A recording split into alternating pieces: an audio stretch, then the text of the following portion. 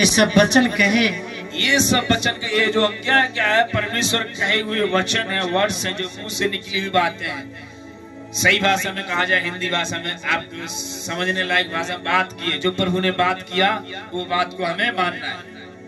आमीन। हिंदी में जो वचन प्रभु ने बोला अपने मुंह से, वो वचन को हमें मानना है, उसका पालन करना है। आमीन। तो जरा पढ़ देंगे। यहोवा हूँ जो की गुलामी में थे, शैतान के अंधकार में थे, पाप में थे, अब मैं तुझे आज्ञाएं देता हूँ। उन आज्ञाओं में मानोगे तो कभी तुम गुलामी में नहीं जाओगे, कभी तुम दूसरे के दास नहीं रहोगे, कभी तुम दूसरे के नीचे नहीं रहोगे, तुम ऊपर ही रहोगे और ना ही तुम कभी परेशान रहोगे। आमीन। अगर इन आज्ञाओं को मान लोगे तब जो मैं तुम्हें बताता हूँ, परमेश्वर ने इजरायली लोगों को बताया, अर्थात कलीसिया को बताया। कलीसिया मैंने तुझे शैतान से छुड़ा कर लाया, बुराई से छुड़ा कर लाया, दुनियादारी छुड़ा कर लाया, पापों से छुड़ा कर लाया, बीमारी छुड़ा कर लाया। अब तू क्या कर, संसार की बातों पर नहीं, परमेश्वर के वचन को मानकर चल, उसकी आज्ञाओं को मानकर चल, जो आज सुनाने जा रहा। आमीन। पढ़िए। जो तुझे दासत्व के घर से रोग के देश से, उस समय मिस्र देश से, इस समय शैतानिक देश से तुम्हें छुड़ाया, छोड़ दूसरे तो परमेश्वर के अलावा किसी को ईश्वर करके नहीं मानना। आमीन। बाकी कोई इंसान मानो, बाकी कुछ ही मानो, लेकिन ईश्वर करके किसी को नहीं माने। बात समझ गए? आमीन। ईश्वर करके मानना तो केवल परमेश्वर को मानना, ये परमेश्वर की आज्ञा है। बोले कि तू मुझे छोड़कर दूसरों को ईश्वर करके नहीं मानना। ईश्वर है तो एक है, दुनिया बनाने वाला परमेश्वर एक है, सूरज एक है, चांद एक है, पृथ्वी एक, आसमान एक है, तो दुनिया को बनाने वाला परमेश्वर भी एक है। आमीन। अपने दिल दिमाग से, अपने गलत बातों से 10 ईश्वर नहीं बनाए। आमीन। एक है परमेश्वर ने बनाया, उसी परमेश्वर को धन्यवाद किया, उसी को ईश्वर करके माना और उसी के सामने घुटने टेका और उसी से प्रार्थना करें। आमीन। ये पहले और शुरू किया गया। हाँ, आगे बढ़िए। तो दिया गया, आप समझते हो, चीजें नहीं बनाना। हाँ, न किसी को प्रतिमा बनाना जो आकाश में या पृथ्वी पर, आकाश में तो सूर्य चांद की आराधना मत करना, परमेश्वर की आराधना करना, या पृथ्वी के जल में है। हाँ, तो उनको दंडवत न करना। ओके। हाँ, और न उनकी उपासना करना। ओके।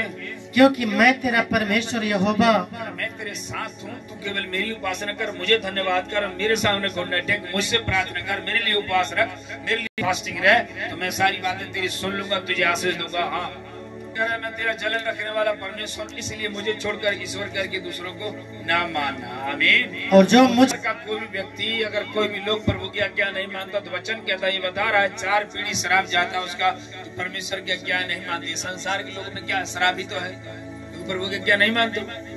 करा उनके बेटों को, पोतों को, परपोतों को, नातियों को भी दंड दे दूंगा, पितरों को दंड दूंगा। नहीं, श्राप जाएगा। जब आप परमेश्वर की आज्ञा संसार के लोग नहीं मानते, बिल्कुल श्राप जाएगा। चाहे एक्सीडेंट वाला श्राप हो, गरीबी का श्राप हो, कर्जे का श्राप हो, तमाम बीमारियों का श्राप, संसार के लोग नहीं समझते। ये बाइबल सिखाती है श्राप कैसे आते हैं। माँ बाप ने पाप किया और पाप बच्चों के ऊपर आता है, बच्चों ने पाप किया तो उनके बच्चों पर जाता है। बात समझ गए?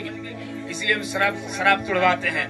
पिता के पिता, पिता के पिता, पिता के पिता, माता के माता, माता के माता, जो श्राप होता है, मेरी मम्मी के द्वारा आया हुआ श्राप, मेरे पापा के द्वारा आया हुआ श्राप जो मुझ में लगा हुआ, वो यीशु के नाम में कैंसिल हो जाए। ये श्राप है, क्योंकि उसने परमेश्वर की आज्ञा नहीं माना, वो संसार को ईश्वर बना लिया था। शायद वो किसी फोटो के सामने उसकी आराधना करता था, लेकिन कहता है आप प्रतिमा न बनाना। हालेलुया। आमीन। यीशु मसीह आत्मा है, वो आपके अंदर है, वो बाहर नहीं है, फोटो में नहीं चपका है। आत्मा का फोटो खींच पाओगे क्या? आत्मा है, उसको अंदर बुलाने की जरूरत है। वो आंखों में दर्शन देगा, सपने में दर्शन देगा, फोटो में नहीं। हालेलुया। इसलिए कह रहा है, मुझे छोड़कर दूसरों को ईश्वर करके ना मानना। आमीन। ओके। वो मानता है, जो मेरे वचन पर चलता है, जो मुझ पर विश्वास रखता है, हजारों पीढ़ी आशीष होगी, बता रहा हूँ। आमीन।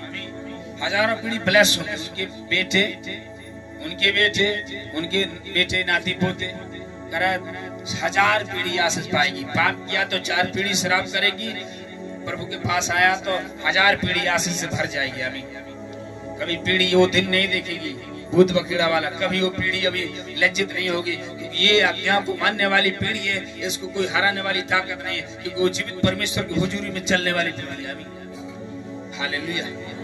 और ये आज्ञा हम और आपको सीखना है। और आज्ञा कोई बड़ी नहीं है, पर वो ये नहीं कह रहा जी बहुत बड़ी आज्ञा है मेरी और जाओ खांची भर माटी ढो और 1 लाख बार ढो आओ जाओ, ये कहता है? या तुम भैया नंगे पांव चलना धूप में, कांटा गड़े शीशा लगे, ये मेरी आज्ञा है, ये भी नहीं बोलते। या एक कहता है नहीं तुम शादी नहीं करना, तुम ये नहीं खाना, तुम नीच नहीं खाना, है मेरी आज्ञा है, ये भी नहीं बोलते। जितनी कठिन चीजें बिल्कुल यीशु मसीह ने नहीं बोला, वो सारी कठिनाई अपने ऊपर ले लिया क्रूस पर 2000 साल, ताकि हम और आप उसके बोझ को हल्के में ले ले। लहू बहा दिया, कोड़े खा लिया, क्रूस पर टंग गया, मार दिया भी गया, तीसरे दिन जिंदा हो गया, बोला अब मैंने सब कुछ पूरा कर दिया। क्रूस पर ही बोला था अब ये पूरा हो गया, इट इज डन, ये पूरा हो गया, अब तुझे पूरा करने की जरूरत नहीं, केवल विश्वास करने की जरूरत है। क्रूस की कथा ना सुनने वाले की